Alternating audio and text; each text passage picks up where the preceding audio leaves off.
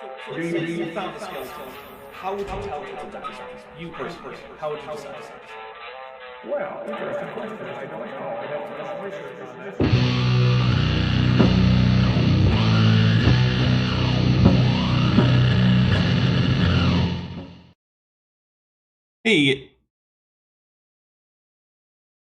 Hey everybody, welcome back with Maddie, where I started out with the wrong set. Sorry about that, but that's okay. We'll take a drink Oh for man, I'm Dapper's a drinking for professional. Dapper's a professional. But I'm here with Maddie. Hi Maddie. friends. Before we really get into things, there's a few things we got to read here. One is Max P for $5 with their 5th super chat. So thank you very much, Max P. Says everyone should watch Dead Domain's interviews with the Anderson kids for context on this. Steven Anderson is a bag of electrical cords, which, yes, absolutely. We'll take a drink for that, by the way. Absolutely. Yeah, Dead Domain, I believe their name is Jordan, and if I get that wrong, please someone let me know. But yeah, they've been doing a lot of the work of getting the word out. And surprisingly enough, for someone who is not cisgender, it's actually managed to work its way back to the awareness of the NIFB, like, broadly. They've had the NIFB's number for a long time. For a while, that's true, yeah. Yeah, don't worry. I've got the tea, because I binge watched it. Yeah. I actually watched Jordan's coverage of when they went undercover to Faithful Word Baptist Church. Yeah, like, it was specifically Steve Anderson's gotcha church, like, specifically. Which was, I mean, I wouldn't go do that, so, I mean, props to Jordan on that one. That is brave. I wouldn't. So, now, to be fair, we are still going to be going over a Matt Powell video. We're not going to make this the main topic, but it's too related to this topic to ignore. Yeah. So we're not going to ignore it. We're going to talk a little bit about it, get it out of the way, and then we're going to go on. So, we've got a few more things here. Roshan, a pre-Yiddish math tutor, Keller. Oh, wait, no, I'm skipping one. I'm sorry. Jillian Ziggernaut Wren, who's been a member for 19 months, and is at the annual level, says a whole bunch of stuff in Irish that I have no idea how to pronounce, because Irish is a bunch of chaos. So, like, is Mathlom Dinosaur Dapper Ach is Mala de Schwede AIG Steerdy? I don't know. I'm taking a drink for it, though. Cheers. By the way, I'm drinking some apple cider, which, for those of you who are American viewers, is hard apple cider. Because in the rest of the Anglosphere, cider is hard apple cider. There's no such thing as not hard apple cider. Not a thing you have to specify. So let's see. Now, Roshan, a pre-Yiddish math tutor, Keller, who's been a member for 13 months and is at the tetrapod level, says, avocado reminds me of Powell, tasteless and pasty. See, here's the thing. You gotta put a little bit of salt on your avocado. Don't just eat it straight up. Sprinkle a little bit, not much, you don't want it, don't go overboard. A little light sprinkling of salt. And a little bit of lime juice. Yeah, that can help too. Yep. Asa Lucifer is my headmate Ryu for $9.99 says, today I found a video by one Dr. Heber who said that because I'm a conlanger, I'm helping language extinction. I would love to hear what the logic behind that is. AIG, the bag of mail plugs, is doing more to harm native language than I am, I promise. No, I'm with you on that one. We'll take a drink for that. Yeah. Look, here's the thing. The only way I can see that making sense is you're not actively attempting to preserve a given endangered language. But here's the other thing. First, there's absolutely no way you could act to preserve all of them. Second, don't fall into the I could have done more trap, because it's literally always true. No matter how much you ever do, you could always say to yourself, I could have done more. Sometimes you're doing enough. And also, it's not incumbent on everyone to be active in every field of importance, including language preservation. You don't have to be active in the field of language preservation if you don't want to be. And also, your hobby's allowed to be a hobby, right? Yeah. Unless you're, like, secreting away children from communities that speak endangered languages and teaching them your conlang, and then sending them back now as monolingual speakers of your conlang, I don't think that you're actually harming the preservation. In which case, You're already kidnapping, which is already a problem, so don't do that. Don't kidnap people. Just a pro tip. Not legal advice, but I'm sure if you asked a lawyer, they would also say, yeah, don't kidnap people. Just really, that's general, just kind of life advice. Right. You know, Yeah. maybe don't kidnap. Yeah, it's generally frowned upon and also illegal. Seems bad. And then Too Young to Feel This Old, who's been a member for 26 months and is at the Saropsid level, says, how about them mutton lobsters with an AIG as a bag of dicks and a drink and a pelagic tunicate emoji? So we'll take a drink. One quick bit of channel news. If you are a channel member, you will find that there are 2 new emojis. There is a Chihuahua emoji for when creationists complained about little tiny dogs. There's also a Clay Dapper emoji. I will demonstrate them. So, yeah, Clay Dapper is so cute. We got a couple new emojis. So there you go. Hey, can I try to do the drinking rules from memory? Sure. Okay, so team, it's a Tuesday night stream, so you know what that means. This is a drinking rules stream. This is live debunking of Young Earth creationists. So no, we're not really live fact checking here, right? And we're imbibing. So like, don't take what we're saying tonight as like gospel truth, right? We're gonna make mistakes. We're here to have a fun time and debunk some very low tier creationist arguments. And really to just make me mad. I feel like that's a that's a common, I think that's a draw. That's like a goal of one of these. So here are some of the drinking rules. Also remember, you don't have to play with an inebriating substance if you don't want to. Play along with water or tea or your vape pen or, I don't know, something else coffee, that involves soda, numbers. whatever you want. Yeah, whatever you want. Take a piece out of a Jenga tower every time. That sounds dangerous. Go nuts. And as always, know your limits, friends. You know, like please don't do shots because you'll die. Don't do that. I'm having sips of beer. I'm having a delicious orange IPA. Everything rhymes with orange. It's an Oklahoma brewery, so if you're in Oklahoma, you can get these everywhere. They're super good. Know your limits, and if at the end of tonight, you know, don't text your ex. Don't. And we take no responsibility for any action you may take, such as getting behind the wheel of the car. Don't do that. That's not a good choice. I'll gentle parent the crap out of you about that one. Let's make a good choice, friend.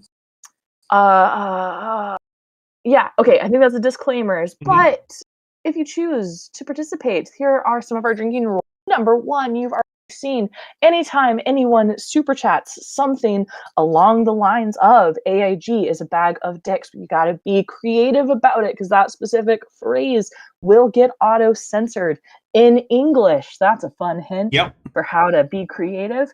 Also, I love alliteration, so that's one of my favorites. If you can super chat or milestone chat anything along the lines of AIG is a bunch of dicks, we will take a drink. Similarly, if someone super chat or milestone chats with one of Godzilla or Mothra or King Ghidorah emojis, people, dudes, then we'll take a drink for those. If Mothra or any of those guys come by audibly, we'll drink for those. Okay. We'll also drink, we've done this one already, for Dapper as a professional, which is where Dapper actually makes a mistake in hosting the stream. If there's like a power outage or something like that, that doesn't count. If YouTube messes up, that doesn't count. Dapper has to actually make a mistake. We'll drink for Dapper as a professional. Okay. So did I get all the ones that are like the audience? No, you forgot the gifted memberships. Oh, I'm sorry. And anytime you gift memberships, we will take a drink for each gifted membership unless the number is absurd, at which point we'll just finish our drink. Right, which did happen last time, by the way. Nice. Yeah. Nice. Okay. So let's get on to things in the stream that can trigger stuff. 1, if they say something that is so dumb, we just have to cool our brains off. We will take a drink. 2, like the air in space or the sun is on fire. Right. 2, needs oxygen. Needs oxygen. 2, if Matt says something technically true, right? A thought from his brain comes out of his mouth, and it is a true statement, and he's not just quoting something. We'll take a drink for that. We'll also take a drink anytime Lucy, the specific one specimen, is mistaken for any of the sort of larger taxa that she is a part of, right? Yep. Like, hey, we can't know that Lucy, what her feet were like because we didn't recover her feet. We're like, well, yeah, but my dude, we recovered other feet of her same species. And so we can know that, right? So there's that one. That's only once per stream, though, because once they do it once, it's going to keep going. Yeah. We also take a drink anytime someone brings up a major political party of Germany in, say, the 1930s, maybe doing bad things. We bring that up. If they bring that up, we take a drink. That's expanded for specifically Matt Powell if he brings up school shootings. Yes. Mostly Columbine, but he brings those up all the time, and it is always without warning, and it's just no just transition. Out of the blue, yeah. It's just out of the blue, full like, whiplash. Let me tell you why I think humans aren't apes, and then suddenly, like, let me talk about Columbine. I was like, why? Whiplash. Yeah, we'll take a drink for that. My favorite one is Trojan source, which is we take a drink anytime they cite a source, and then we look at that source, and not only does the paper like not support their argument, it actively like contradicts it. Mm-hmm. Trojan source. I know I'm forgetting something. So we'll also take a drink if there is a joke that doesn't land, or if there's a story that we're pretty sure didn't happen. There's those. Okay. But other than that, I believe you did get all of them, and if you didn't, then we'll drink for them anyway and announce them at the time. Yeah, Yiddish math tutor Keller for $1.99 says AIG is a bag of badly bagged dicks. But Roshina managed to get around it by going italicized, because apparently those are different characters, and YouTube just has no idea what to do with those. So we'll take a drink for that, so thank you. So first, let's talk about the title of the stream, right? Okay, so for those of you who don't know, the NIFB is the New Independent Fundamentalist Baptist Church. Now that is a breakaway. They broke away. Okay, so they broke away from the Independent Fundamentalist Baptists. Yes, that's where I was going with it. Broke away from the Southern Baptists because they thought the Southern Baptists were too liberal. Right. Now, for those of you who might not know, the Southern Baptist Convention is, the reason that there's a Southern Baptist Convention as opposed to just the Baptist Convention is because specifically the Southern Baptist Convention broke away in the lead up to the United States Civil War because they wanted to make sure that they stayed pro-slavery as a church. And they are... to this day, will not adopt a resolution within their convention that says racism bad, though. Yeah. To this day, won't do it. They are considered by, even Christians in America to be one of the most extreme right-wing groups of Protestant Christians in the United States. The Independent Fundamentalist Baptists broke away from that group to become even more right-wing. And so they are generally viewed as like the right-wing fringe of the already fairly far right-wing Southern Baptist Convention. And then the NIFB did that to the IFB. So we're talking about the fringe of the extreme right-wing of American Christianity. And like right wing to the point where like you're just making stuff up and putting it in the Bible because it's a right wing talking point in some cases. Yeah. Like that's just okay. But within that, as you might not be surprised to learn, there have been some scandals. So I know. One of the most recent scandals involves Steven Anderson, one of the founding and leading stars of the NIFB. He is a guy whose church is in Mesa, Arizona, which is outside Phoenix, if you know where Phoenix is. If you don't, then you probably don't know much about the geography of Arizona, and me describing it more won't help. So, whatever. It's south of the Grand Canyon, if that helps. Which is most of the state, so it probably doesn't help. But, yeah, so recently, some of his kids have started coming out and talking about their experience growing up in his household. And when I say some of his kids, I mean, like, 4 of his, 11 or something kids. One the of four whom, oldest have come out. the 4 oldest, one of whom is still 17, so she is still technically a minor. And it is basically they just described extreme levels of abuse and violence and whipping with electrical cords, having heads shoved into broken glass, beatings of both the children and their mother, who also beats the children. So I have only limited sympathy for Susanna, the wife of Pat and Steve Anderson, because she is also abusing the kids. And so while I don't think it's okay that Steve is abusing her, that doesn't absolve her of abusing the kids. So, like, and then recently, Steve Anderson also was involuntarily and a perpetrator of it. Yeah, it turns out you can be both a victim and a perpetrator. Yep. Mm-hmm. And being a victim doesn't negate being a perpetrator, and neither does being a perpetrator negate that you were a victim. Right. So they're separate things, and we can treat them separately. Yep. Kent Bohemian Devonian Denisovan Halstead for 199 says 3 VHS generations down Baptist. Yeah, basically. Also, very, very recently, like in the past few days, Steve Anderson had cops walk in and bring him to a psych ward against his will, which is a thing that can be done for, I think, up to 72 hours in Arizona. And trust me, the psych wards that you go to, if you're involuntarily accosted by police and brought to one, they're not great places to go. They're basically holding houses to make sure that you're not a current physical danger to yourself or others. And they're not a whole lot better than jail, is basically what's going on there. They're better than jail, but not by a lot. You're not locked in a single room. Instead, you're locked in a fairly large area until you are locked in a room at night. So, it's not ideal.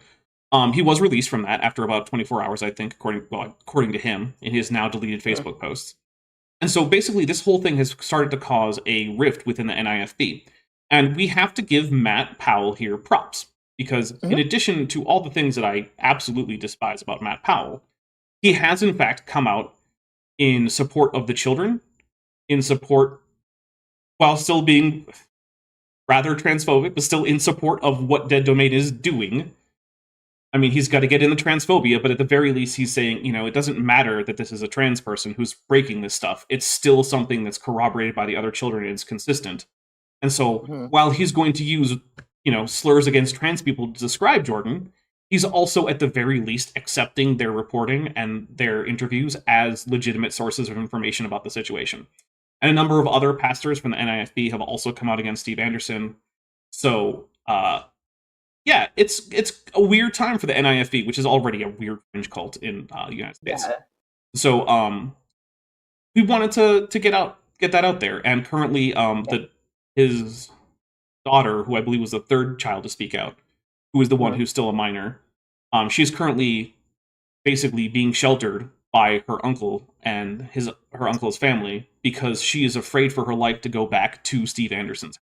So, Dapper, it's worse than that, right? She was at her uncle's house. Oh, that has changed?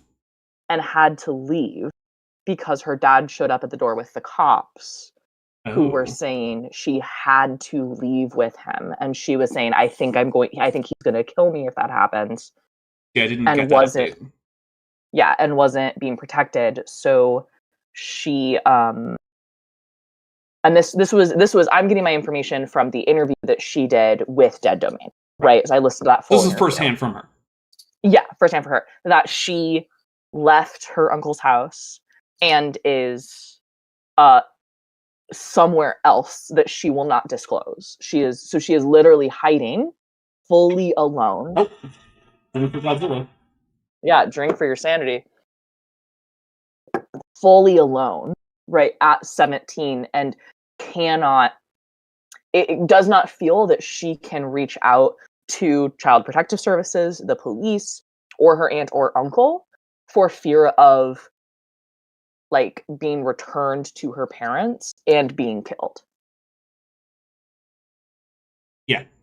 I also want to add something that I was only made aware of recently, which was that there is, in fact, and I don't know exactly where to go to find it, but there is, in fact, a group of people who are collecting money to help her out because she's essentially now a homeless minor. And Steve Anderson has used that fact in an effort to say that all of the kids who are coming out against him are just doing it for the money, which I want to point out, as far as I know, she's the only one who is at all even standing to gain any money. And second, she's getting this money because she's currently homeless. And her father locked her out of her bank account because it was a minor account. Yeah, so it's one of those, like, you're the cause of her eating this money. Oh. Praying for Godzilla. So Godzilla's mad too, guys. We got a couple things to read here. Mr. Cliff for £2 says moo with a cow emoji, and then Thylaco Leon Kennedy for $5 reduce with their third super chat says AIG are a pernicious parcel of perturbing preapulida, which we will take a drink for. Thank you very much. Thank you. So I don't know that there's a whole lot more that we can say that wouldn't be better addressed by people just going out and checking Dead Domain's channel or first person, narrative from the kids on this. And I say kids, even though 3 of them are fully adults, and the 17-year-old is on. I mean, she's obviously months away from being an adult. So yeah. So one thing, just major trigger warnings. I listened to Dead Domain's interviews with 3 of the children all the way through. They're rough. They're really rough. I could only make it through one full one. Yeah, and I then also listened to Dead Domain covering Steven Anderson, then preached about Dead Domain specifically, and I listened to that, and that sermon was hard to listen to. The second time Steve Anderson has specifically preached about Dead Domain, by the way.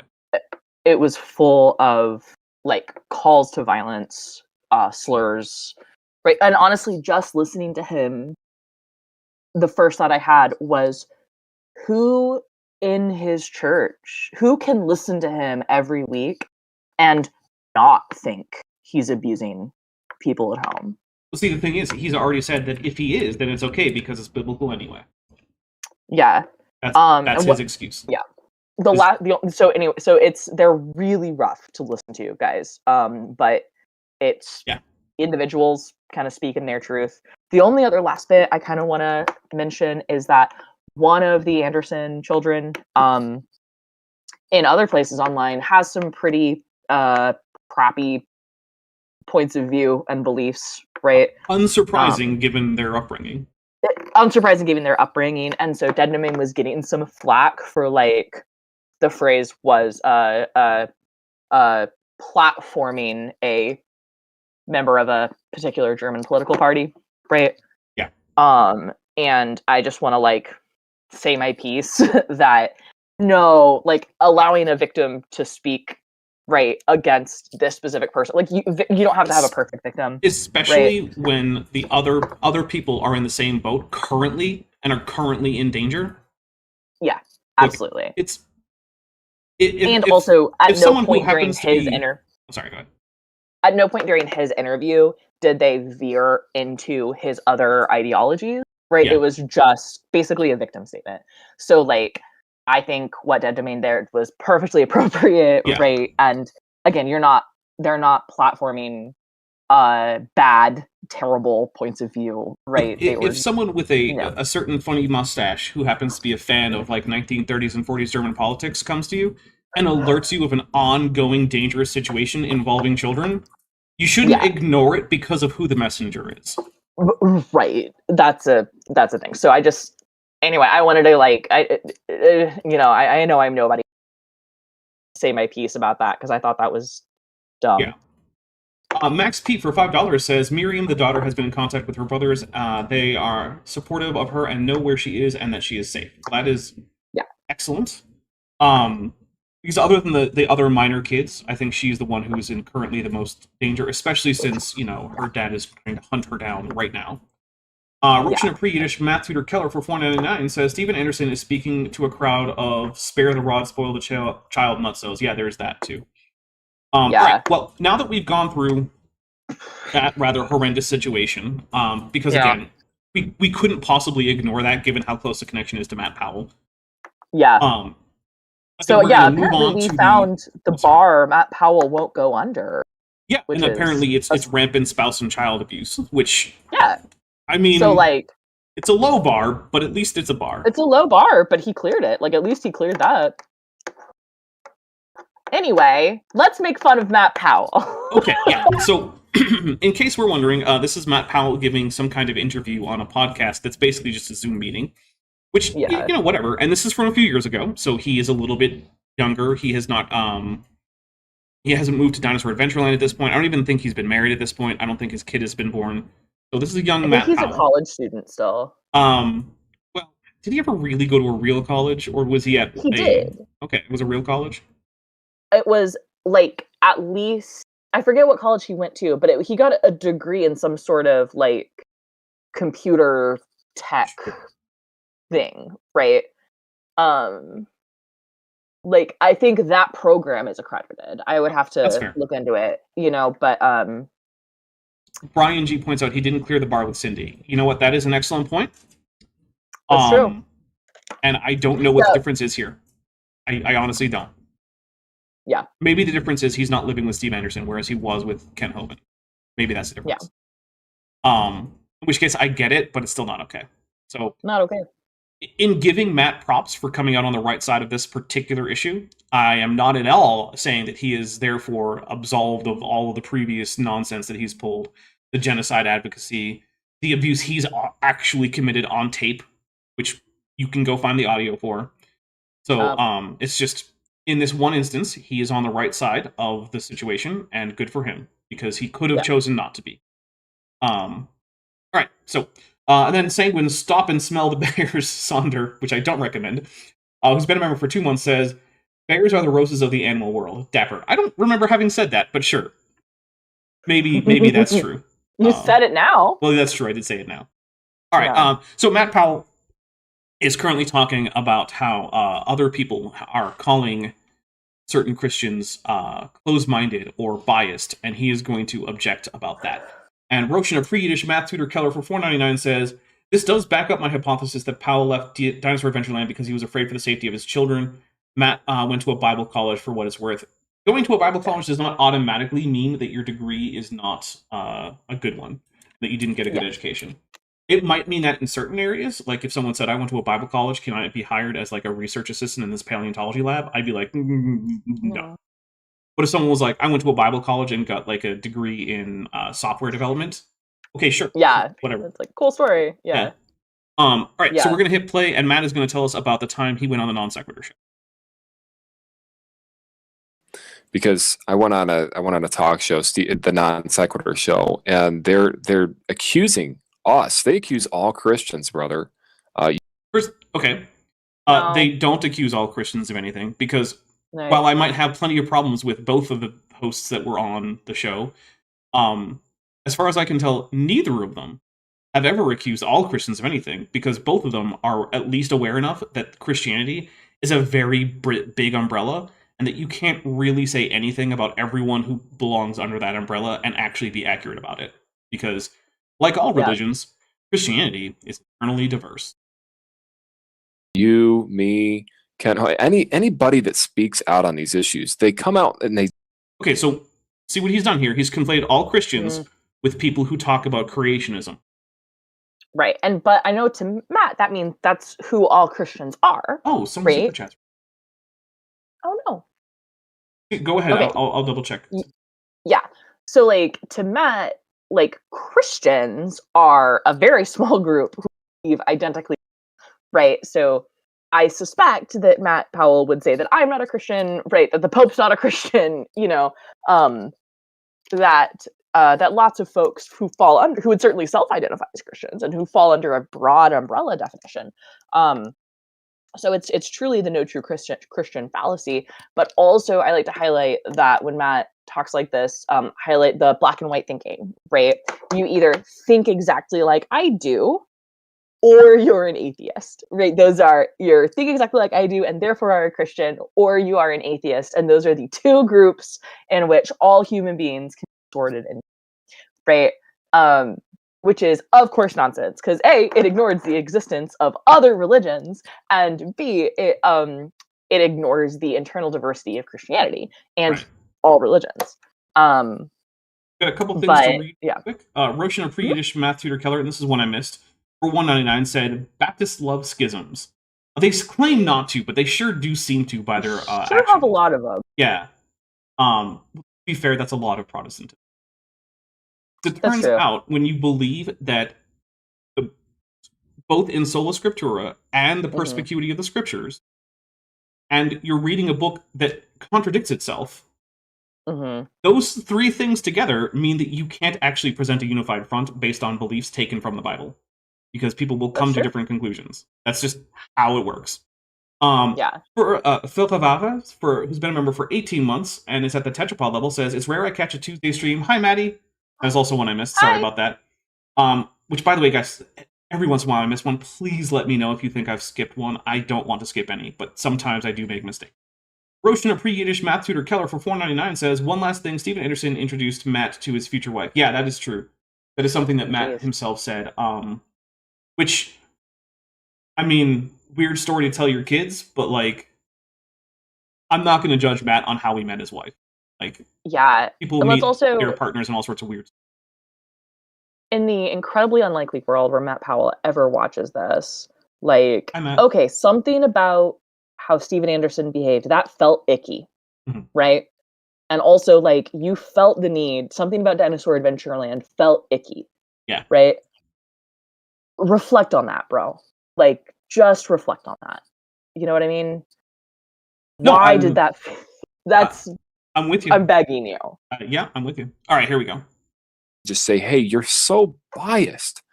And Steve McRae said, Matt, you're the most biased young man I've ever met. So close-minded. I mean, I have no idea if that's actually a thing that happened, but what? Well, here's the thing. You know, Steve McRae even said on his own show, oh, I'm a huge fan of Ernst Haeckel. I think he's a great man. I think he's one of the greatest scientists of all time.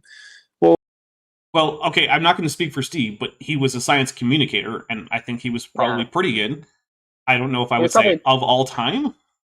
Yeah, I mean, I think he was pretty good for his time. Yeah. You know? Yeah. Maybe you could say, like, you know, like, accounting for differences in what was known and what evidence existed, then maybe you could make the argument he was the greatest of all time. I don't know. I don't know. Whatever. I don't feel inclined to do that much work. Right. Like, I got other stuff to do. Yeah, I opt to not try to form an opinion on this matter. Yeah. Well, you realize that Ernst Haeckel was the most biased man, and you're accusing me of being biased? I mean... Matt, what is your evidence for the bias of Ernst Haeckel? Because here's the thing, right? I actually do think that Ernst Haeckel was probably a bit biased. You can see that in the fact that some of his reconstructions of embryos were tilted in favor of very obviously showing what he was trying to make them show, which, to be fair, the actual embryos do show, but not as clearly as he depicted them in his drawings. So, I mean, there is that. But, like... I'd also like to point out two things here. One, it's not a bad thing. So let's say that Matt is speaking fully truthfully, right? And it is a fact, right, for the sake of this argument, that Ernst Haeckel was incredibly biased, right? Right? Let's just let that be true. It is a good thing to be able to internally critique people with similar, like, points of view as you, right? You can say, like, oh, exactly what you just said a second ago, right? Like, I think you can see his bias in these things. That does not mean throw the baby out with the bathwater, right? And in fact, if I can identify bias in, like, a group I belong to, right? And I can identify bias in a group I don't belong to, those are not contradictory tasks. Right. And second, if it's true that Steven Anderson, oh my God, sorry. Steve McRae. Steve McRae said you're the most biased young man he's ever met, right? He didn't meet Ernst Haeckel, right? That can still be a true statement, even if even if Ernst Haeckel was more biased than Matt, right? Like, his argument isn't great. Right. And also, I have to point out, bias doesn't mean you're wrong. Right. It's important to try not to base everything on your biases, but you might also just be right. Yeah. Is another option. So you need to be, like, aware of your biases, like in science, right? Like, I am biased to wanting my theory, right, to be true, right? I want that to be true. And because I know that is a want that I have, and I am human and flawed, I work really hard to address every possible argument against it. Right? Or look into, okay, I pick my own argument apart, right? To be like, where could I be wrong? You know? For $5, Kent Devonian Denisov Halstead, for $5 says, I'm so glad that we only got to listen to 6 seconds of Matt within the first 35 minutes. Look, Matt is someone who gets things wrong at a pace that is hard to match. Yeah. It is amazing. All right, here we go. Come on. And not to mention, Ernest Haeckel's textbooks are still in our schools. No. No. Oh my God.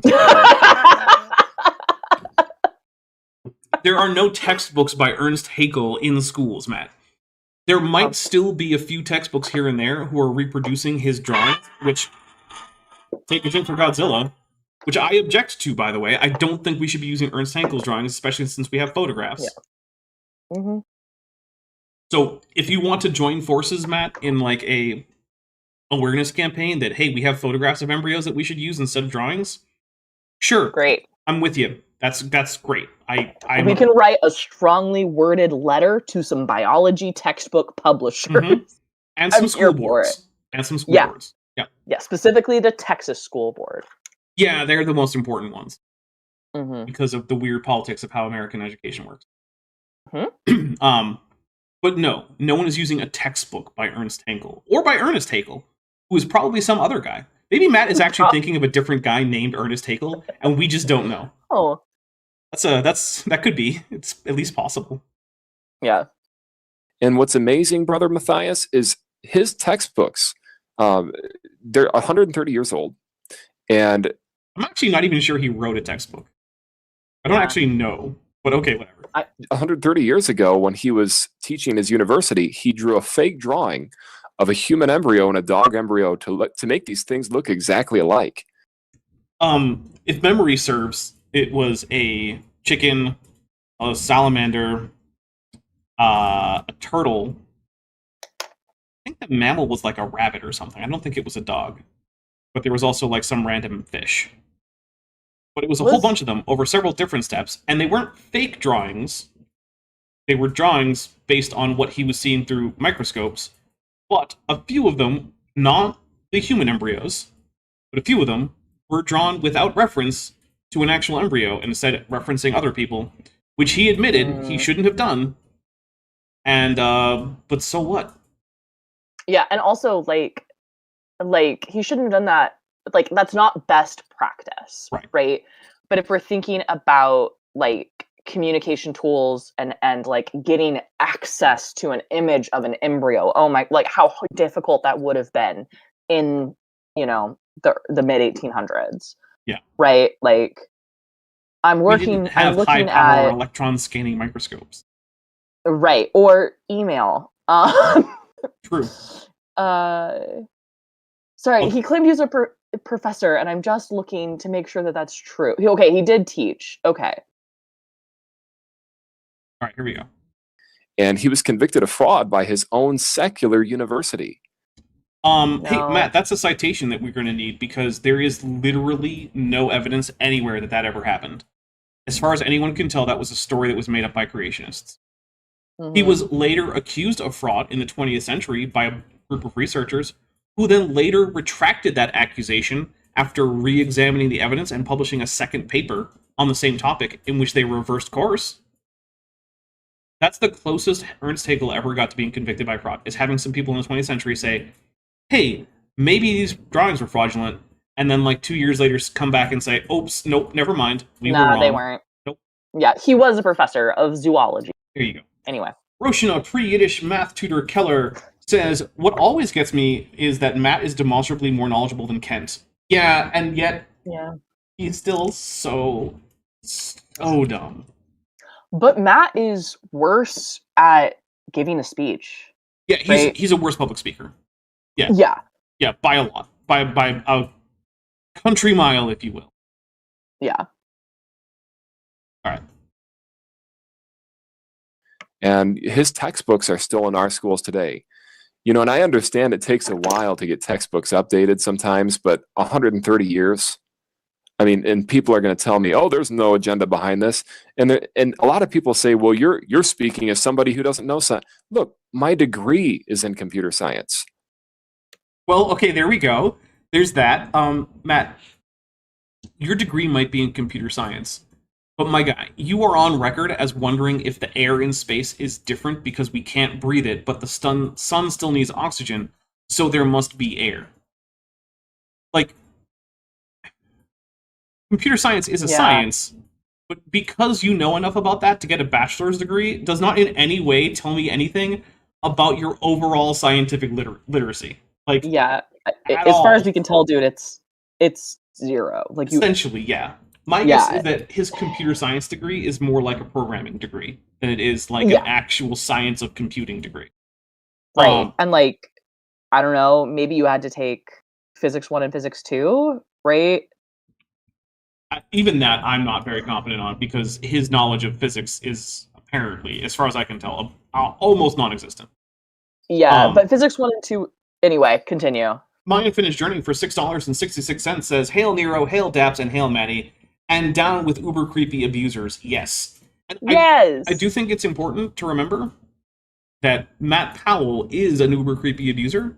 He just is not apparently as bad a one as Steve Anderson, because remember, there's audio that's publicly available on the internet of him abusing a member of his congregation. Right? So, like, this is not the Matt is great show. This is the Matt has taken the right side on one topic regarding the NIFB show. And he should get recognition for that. But just like we don't get to ignore the abuse of Steve Anderson's wife because she's also a victim, we don't get to ignore the times that Matt Powell has himself been abusive because he's calling it abuse in this instance. Because remember, the good doesn't erase the bad, neither does the bad erase the good. Those are both things that everyone has to deal with in their lives. The things you've done that were bad don't go away because of the nice things you've done, and vice versa. So, Edwin M. just gifted 20 memberships. Oh, God. All right. And Goop23, before we take those drinks, says, pretzels is same as Young Earth Creation is saying... pretzels is same as Young Earth Creation is saying science is same. I do not understand what that means, but thank you very much for being a member for 27 months, and I am so sorry that I do not get that. Is that a thing I should get, Maddie? Do you get that? I don't get it. I'm sorry. Oh, I'm sorry, Goop23. I usually get various references, but not always. All right, here we go. 1, 2, 3, 4, 5, 6,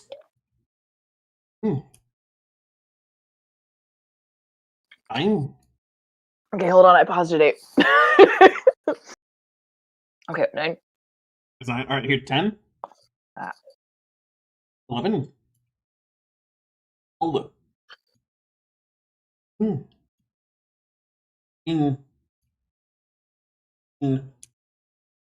18. 19.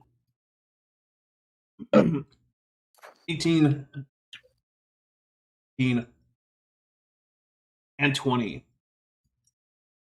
And it's time for me to open up my backup later, because I brought one, because I was smart. I'm gonna have to burp again. All right. So thank you very much, Edwin M. That is greatly appreciated.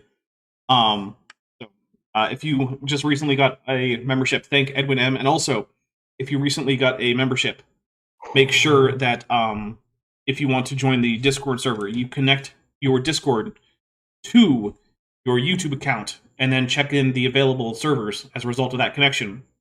Because I will not be giving out any join links. Period. It will not happen. That is the way to do it. And if you currently are thinking about sending me a message on Discord or anywhere else asking for the link, I will tell you to go and link your account and then check. So, you know, skip that whole extra step and just do that in the first place. My Unfinished Sock for $2 says, reach past bag of AIG and use your socks to like and share. I'm drinking for that one. Yeah, I think sure. it's in. All right. Here we go. I love science. It's the younger generation a lot of times that... I'm sorry, I just had to drink for any time Matt Powell says, I love science. I love science, yeah. Oh, shit.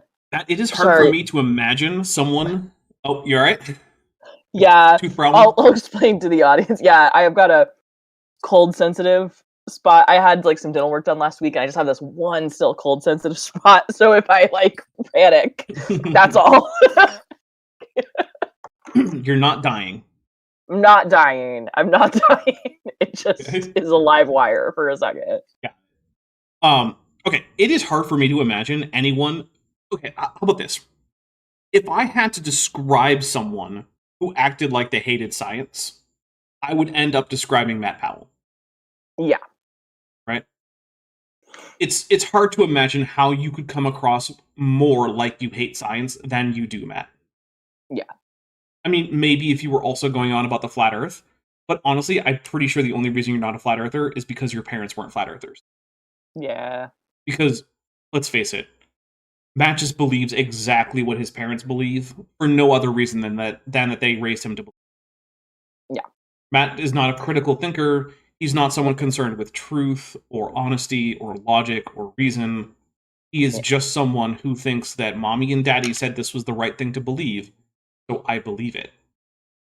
And it turns out that what they thought was the right thing to believe was a whole bunch of really, really, really dumb shit. Yeah. Roshan, a pre-Yiddish math tutor Keller for $4.99 says, Discord won't let me connect to YouTube, so I had to join a low-level Patreon too. Oh, I'm sorry about that. That's weird. Is your YouTube set up as like a corporate account or something? Because that can happen. I know Peter from Paleologos had that same problem. Weird. But I do appreciate the Patreon pledge. Because remember, pledge a Patreon, you can pay as little as like under $11 a year. So, good deal. Way better than Netflix.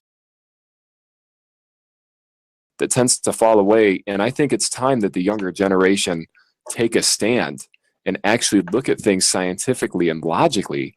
And But they are, and they're abandoning young Earth creationism more than ever before. Yeah, That's I would the thing. love for you to do that, Matt. I would love for you to look at science scientifically and logically. Oh, okay. Goop23 says, Pretzels is same as an Eric Andre show meme used to compare nearly identical things, and young Earth creationists love to pretend all scientists are qualified to speak on all. Got it. Thank you very much. Yeah, there's no way. I don't think I've ever seen a single episode of the Eric Andre. That's probably why I would never have gotten that one. So, which is not a denigration of the Eric Andre show. I have absolutely no opinion. Haven't seen it. Like many things. quit special pleading, no God. You know, it's a special pleading when somebody tells me, oh, you're special pleading God. No, they're the ones that are special pleading. I mean, they might be, Matt, but you need to like fill us in more about what argument you think is special pleading, right? Yeah, because all I'm hearing you say, Matt, is not you. Exactly. It's all just not you, which might be true. That's the thing, right? It could be true, but you can't just rely on not you in order to demonstrate that it's true. Right. I have no reason, I have no facts or evidence here to believe what you are saying. Right. And I also have a previous history with you, Matt, in which you are a very untrustworthy source of information. Like, to an almost unbelievably big degree, you are untrustworthy, right? Like, you are probably, when you say things, Matt, I am more likely to think that they are false than that they are true by virtue of you having said them. Now, is that logical? No, but it's what's called a heuristic, right? If some source of information has repeatedly shown to be trustworthy, and then you go ahead and trust it, especially in trivial matters, that's a reasonable heuristic. Is it logical? No, right? Because that's just an argument from authority fallacy, basically. But on the contrary, if you have a source that has more often than not proven to be wrong when it makes statements, it is reasonable for you to say that anything that source says that you don't otherwise have any knowledge about is wrong. And you are such a source, Matt. If you say something and I don't have any reason other than you saying it to believe or disbelieve it, you saying it is a reason for me to think it is wrong. Yeah. I would also like to point out, I am unconvinced, based off of listening to him talk, that he could define special pleading. Yeah, I am too. Right. Yeah, I'm unconvinced you can do that. Matt Powell's apparent ability with and knowledge of things like logic and logical fallacies is similar to my knowledge and ability of the Eric Andre show. Yeah. Which is to say, I've just never heard of it. Yeah. That's not true. I've heard of it. I've just never seen it. I just dropped so many. I just like was a cat and knocked a ton of stuff off my desk. Why did I do that? We do have a break coming up soon if you want to take that opportunity. No, I'm good. It's not, you don't understand how trash my office. I get it. So it doesn't matter. One more thing on the ground. As long as it's less trash than Asmongold's streaming den or pit, I suppose. I think so. I don't get the reference. Sorry. Well, do you have cockroaches that occasionally crawl on your shirt and/or camera? No. And it's probably better than his streaming dungeon. Gosh, I sometimes get spiders, but it's also everyone gets spiders everywhere. And it's in my garage, right? Yeah. Like, yeah. Blech. Blech. Roshina, pre-Yiddish math tutor Keller for $4.99 says, "I will give Matt one thing: the sun does create oxygen via the CNO cycle, as confirmed in 2020 by Agostini M at FAM." I like at FAM. The thing is, though, he's not saying that the sun creates oxygen. He's saying that it needs oxygen from the space air. So burn. I would not give him that. Because it's on. He also thinks that the sun can't be that old because it would have burned up. Right, it would have lost all of its fuel by now because it's a fire. Yeah, because it's a fire. Mm-hmm. It would be a pile of ash by now because that's how the sun works. That's how the sun works. Yeah. Like, I need to be clear. Matt Powell's understanding of how the sun works is on the same level as J.M. Truth, the flat earther. It's on the level, like, of my 2-year-old. The flat earther who spelled his own name wrong in the credits to one of his own movies. Oh my gosh. Yeah. Listen, this is what my toddler knows about the sun. The sun is a ball. We read astrophysics for babies. Nice. And it's like, this is a ball. This is Earth. It's in the shape of the ball. The sun is also a ball, but much bigger. It only looks small because it's really far away. She probably also knows it's hot and bright. Yeah, she does know it's hot and bright. And actually, I have to say, astrophysics for babies does go into fusion. So my toddler might know more about. It sounds like she does. She almost certainly does. On the break, I'll go grab the book. Nice. We'll do story time. Maybe if we find a way to like have a PO box that Matt has, like maybe he has a PO box set up for like people to send him things. We could send him astrophysics for babies. Astrophysics for babies. Yeah, right. It'd be great. He would hate it. I'll show you why. He would hate it. Because matter cannot come from nothing, and matter cannot be created or destroyed, which means that something outside of matter would have had to bring matter into existence. Or that's not a law. Here's the thing. First, it's a nuclear reaction. Well, he did say it can't come out of nothing, which is not what's happening in nuclear reaction. That's true. So you can convert matter into energy and back and forth. But first, we're going to take a drink, and we're going to talk about special pleading in just.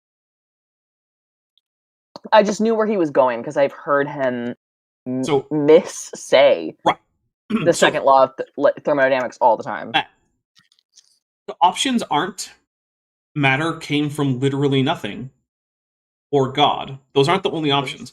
And when you say that God is eternal and you don't leave open the matter and energy, well, at least energy is eternal option, you are in fact special pleading.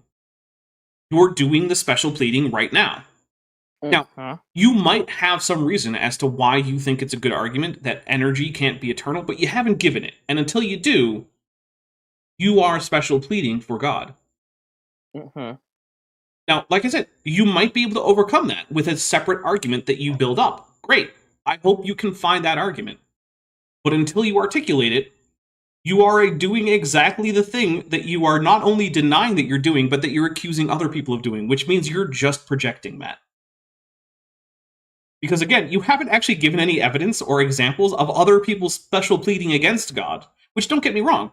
I'm sure there are plenty of people who have made bad arguments against God that counted as special pleading, right? Because just like there have been a whole bunch of bad arguments for or against anything you can name, God is in that group. I've heard some horrendous arguments against God. Like, just so dumb. Or against Christianity specifically. Like, IHS that you find on, like, Catholic communion wafers. That stands for Isis, Horus, and Set. Like, no, it just doesn't. It just doesn't. That's a really bad argument. You should never say that ever again.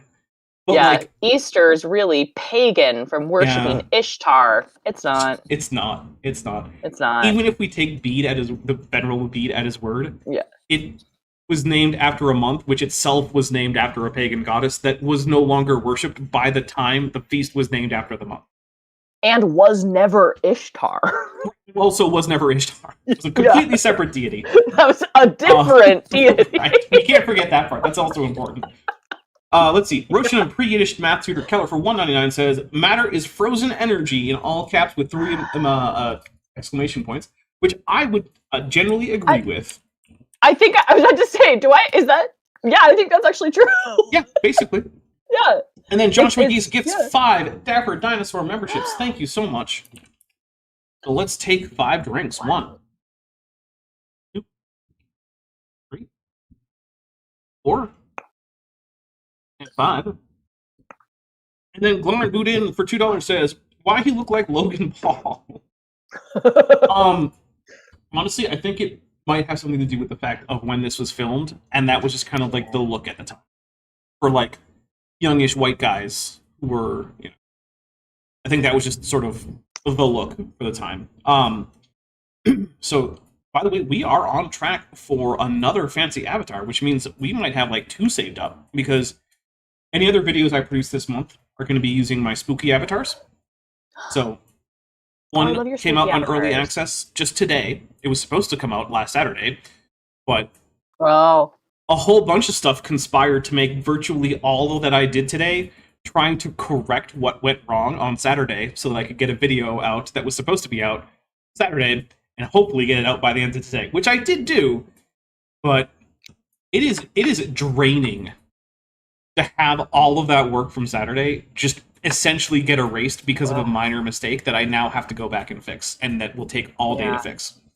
So, look, if you're the praying type, maybe pray for my mental health over the next couple days. Because, that is rough. I'll get over it. That's rough. Yeah, it's... Goodness. I haven't... So I'm working on this TTRPG actual play project, and I haven't touched editing the last thing that we filmed in like a month because I edited like a whole episode and then that disappeared and I like rage quit. That's rough. And it's having to do like multi-camera edit stuff. So I have to watch it through at regular speed. Which is fine, but you have to watch it through at regular speed multiple times. Yeah. Anyway, that's one of the things. So when I'm there for premieres, I don't always have the sound on because I've already listened to this video 4 or 5 times, and I'm just like, I can't listen to it again. I remember what's going on, and with visual cues, I know what I'm talking about. I know what the creationists are talking about, and I will respond intelligently in chat. But I have some music on in the background or something because I cannot listen to it another time. Sorry, guys. Yeah. All right, here we go. Anyway, what were we talking about? We're going to get a little bit more Matt Powell, and then we're going to go on a break after we talk about whatever it is he talks about. Speak. No other logical possibility. That is not a special pleading. It's a special pleading to say nothing would have brought matter into existence. Matter just came about on its own. Matt, you use special pleading, and then accusing other people of special pleading about the thing you're special pleading about isn't helping your case, my guy. It's not. And please just look up paraproduction. Just look up the phrase paraproduction. You won't. Please. All right, here's what we're going to do. Be less wrong. It wouldn't be that hard to be less wrong. It wouldn't be that hard to be less wrong. Please just be less wrong. And Matt, it's almost to the point where I feel bad. I feel like I'm making fun of a toddler. It does feel bad. My Infinite Journey for $2 says, was there ever a Matt Powell emoji? Not that I'm aware of. I don't think I ever had one. I guess I could be forgetting. I don't think so, though. I think I've only ever replaced one emoji. I would love to pitch Air in Space or a sun on fire as a future emoji. What does sun on fire look like? I don't know. Okay. What would Air in Space look like? Okay. Sun on fire is very teeny tiny Earth orbiting the sun, but it's orbiting a campfire. Okay, but you got to remember that like emojis are teeny tiny. There's only so much I can fit inside of an emoji. Okay, then it's my pitch for merch. that could Roshan, a pre-Yiddish math tutor for Keller for $1.99 says pair production or pair production with the first one spelled like the fruit. The second one, pair production, spelled like a pair of glasses. I have like a 5-minute video on my channel about it. Just go watch it. Matt Powell won't. All right, here's what we're going to do, guys. We're going to take a quick break. You guys are going to get a sneak peek at the next episode of Star Trek Lexington before we go and have some awesome audio from Beethoven. In case you guys are wondering, Star Trek Lexington is my Star Trek Adventures First Edition actual play series that I do on Top Hats Off. It features such people as Zarnikar, or Zar. We're just going to go with Zar. That's what you guys ask everyone to call. It's got Jordan from Reason to Doubt. It's got Chesh from Chesh. Chesh. It's got Craig from FTFE. It's got Zirlon from my chat. It's got Tirirana from also my chat. So go check that out. We are about to go do episode 5 this week. And it is going to be about 18 episodes, I think, is the plan right now.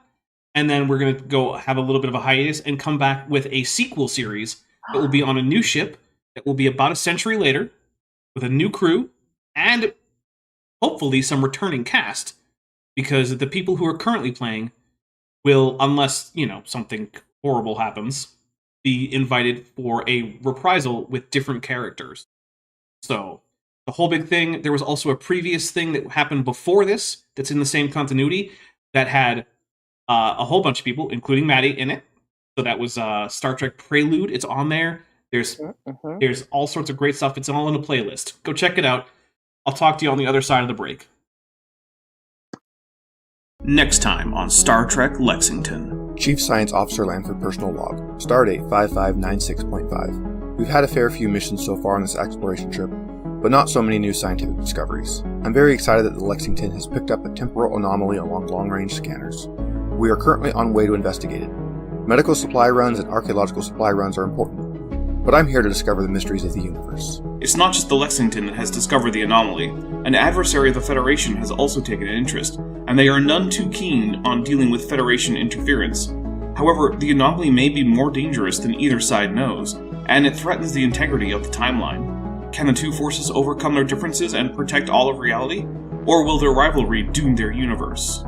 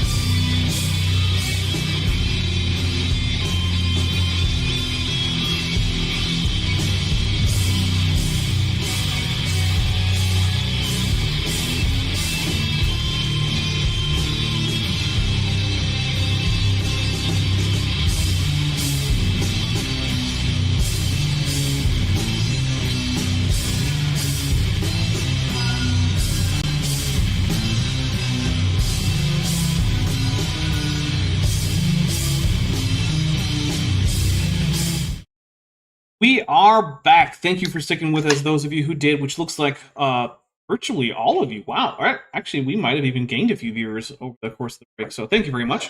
I really do appreciate it. Very important question. Yes. Will we gain or lose viewers if I read Astrophysics for Babies right now? I don't think we'll lose any. I can't. So we do have a few things to get through before we do that, though.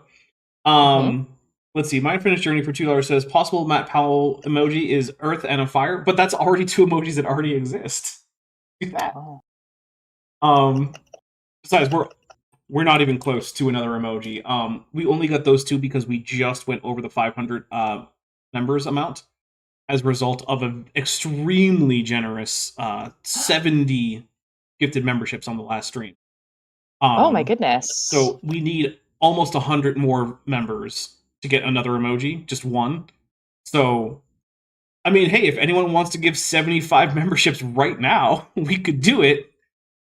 But I'm not expecting you to, nor would I ask you to, because that is an absurd amount of money to gift me all in one go just for an emoji. But yeah, that is roughly where we're at. We would need about 100 more members. So, and we have 25 today, so we would probably need like 75 more to just have another emoji. So a few more things before we really get back into it. One is, I hope you liked the Star Trek teaser trailer for episode 5. I had fun making it. That was the voice of Zeralon, who plays Lieutenant Lanford, the science officer. So that is who that was. Also, this channel is almost entirely supported directly by you guys, and you guys do an amazing job of making this something I can viably do, 40 plus, well, it's more like 60 plus hours a week. So I really, really appreciate it. And if you're currently enjoying what we do here, but you're not currently supporting financially and you're interested in doing so, we have a whole bunch of really great options. Also, I'm seeing now that apparently I'm not having a great connection to YouTube. I hope that corrects itself soon. Let me know if it's becoming a big problem. So sorry about that. But if you are interested in supporting, there are a number of great ways. First is the Patreon. That's where I get to keep the most, probably where I would first. That starts at only $1 a month. You can go up to $100 a month. You can get a 15% discount for going annually. There's a whole bunch of options there. Get access to my Discord server, to early access to videos, often, like 5+ months in advance. So, oh, audio is randomly buffering. Okay, give me a second. I'm going to see what I can do. Going through Dapper.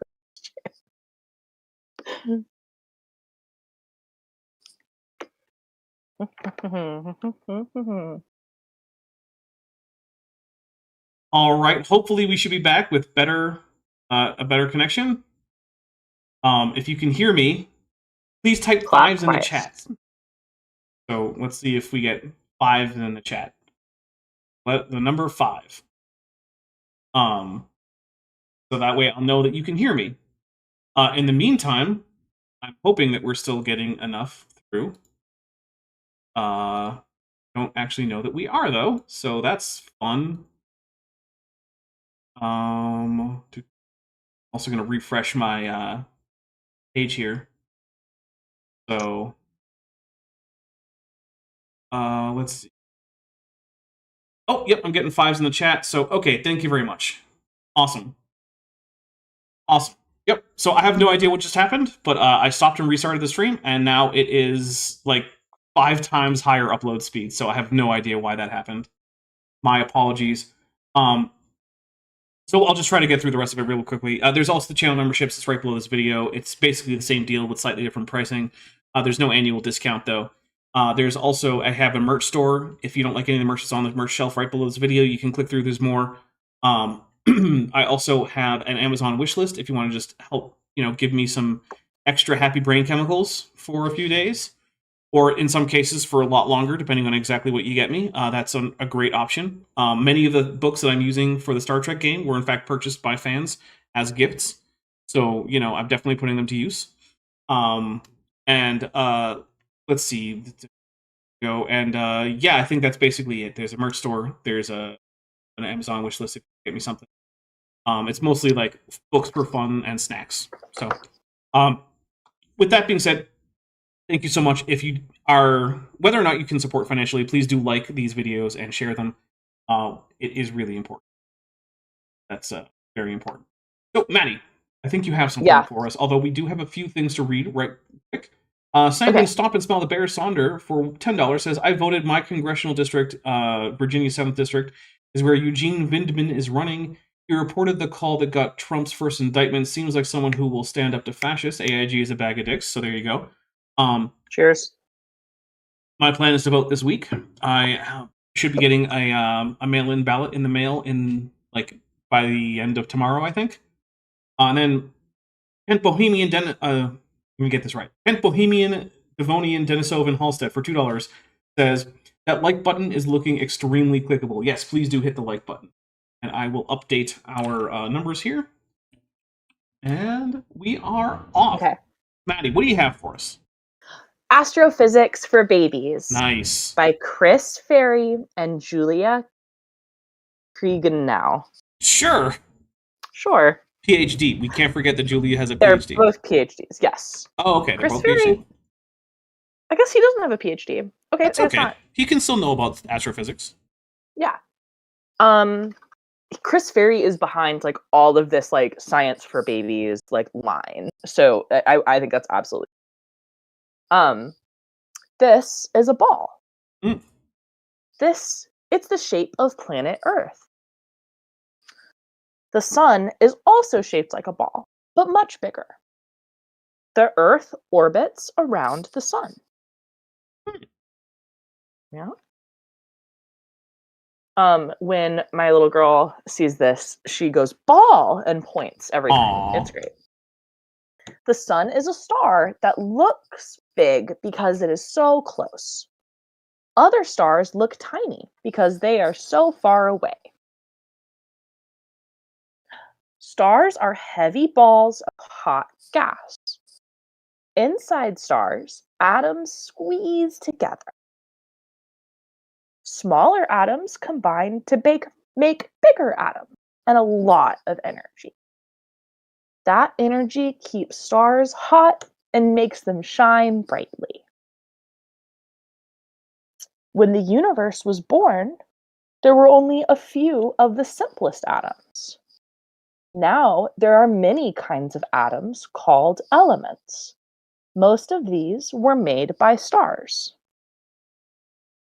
Some were made by stars that were living. And if you can't see, this is helium, carbon, and nitrogen. Okay. Some elements were made by stars that were dying. Silicon, nickel, and calcium are the examples. And some were made when stars crashed into each other, like uranium and bismuth, platinum and gold. The very atoms inside your body created by stars. Now it's appropriate to point and say baby, because that's what my daughter does. Baby. Baby. Ball and baby. We can't skip which elements we have here. Oh, oxygen, carbon, hydrogen, and nitrogen. Okay. Stars exploded, sending atoms out into space. And this is all showing carbon atoms. Those atoms were around when the sun formed almost 5 billion years ago. I can see why Matt would hate this. He would hate this. And when the Earth formed around the same time, those atoms were still on Earth when you were born. And I usually tickle the baby's tummy here. Okay. Don't tickle Matt's tummy. Don't tickle Matt's tummy. No. And she again goes, baby. I mean, I guess maybe Matt is into it, but ask first. Yeah, that's weird. Ask, When new stars form, they recycle atoms from old stars. And you are part of this cycle. The atoms of old stars live on in you. Now you know astrophysics. So Matt, if on the off chance that you watch this, I am not asking that you agree with everything in that book. What I am asking is that you understand that at least everything in that book is at the very least a simplified version of the scientific consensus on astrophysics, right? That's where I would like to get with Matt Powell, where he understands roughly at the level a toddler can understand what the consensus position is. Yeah. I feel like that's a really, really, really low bar. That's a low bar. We got a couple things. Teary words of a king, 7 times purified Rana. Thank you. Who's been a member for 16 months, is at the tetrapod level, says, AIG is a bog of ducks. We'll take a drink for that. Thank you very much. I like that one. Roshina Pre-Yiddish math tutor Keller for 199 says, me tickles Dapper's tummy. Baby! Careful, I bite. Alright, so we're going to continue on with some Matt Powell. Now that we have had the level of education that is beyond Matt. Yeah, I like that you guys got to hear my mom voice there for a minute. Yes. I can't state this enough. That book already explains more than Matt has ever known about astrophysics. Yeah, it really does. That is special pleading. I assume he's talking about astrophysics for babies. Sure, Are you telling me that they are using their faith, that they have faith, and that they're using it? They will... Maybe that's what he's telling you, but it sure didn't sound like it. They have faith, and that they have faith, and that they're using it. Okay, continue. I'm tracking. A liar, obnoxious.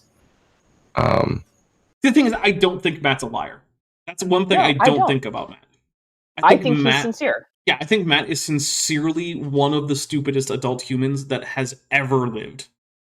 Yeah. In fact, one of the only ones I can actually point to and think that, yeah, this person is probably stupider is a flat earther I stumbled into an interaction with on Twitter today, who is someone who was...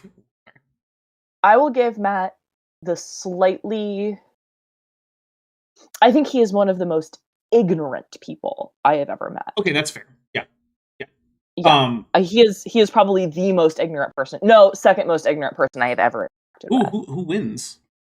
That flat earther I debated. Yeah. Well, that was my example too. This was someone who was on MC Toon's channel once, and she tried to Google a phrase that contained the word berserk, and she decided to spell it BRZZZK while Googling. And decided to ignore a citation because it started with an abstract, and abstract means fake and not real. Good. Yep.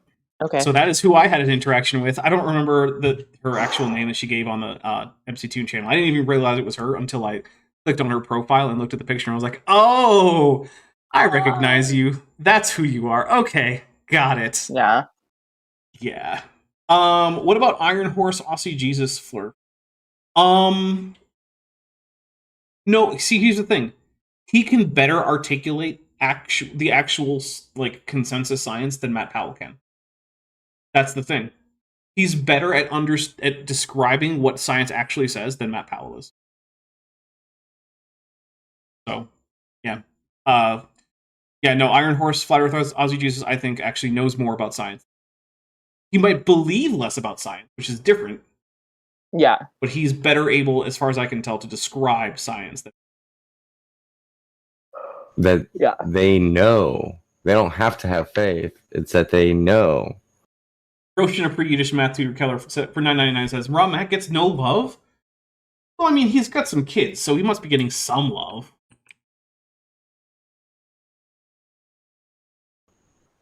The thing is that's what true faith is. That's why true faith. No. Oh my gosh. I don't. Sorry, they don't have faith. They know.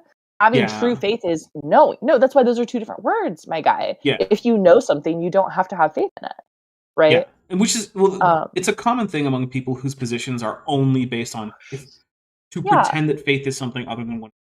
You see it a lot with who's that guy that I talked to? Bill Morgan.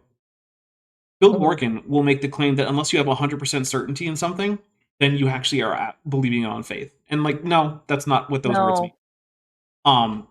Basically, it's so here's the problem, right?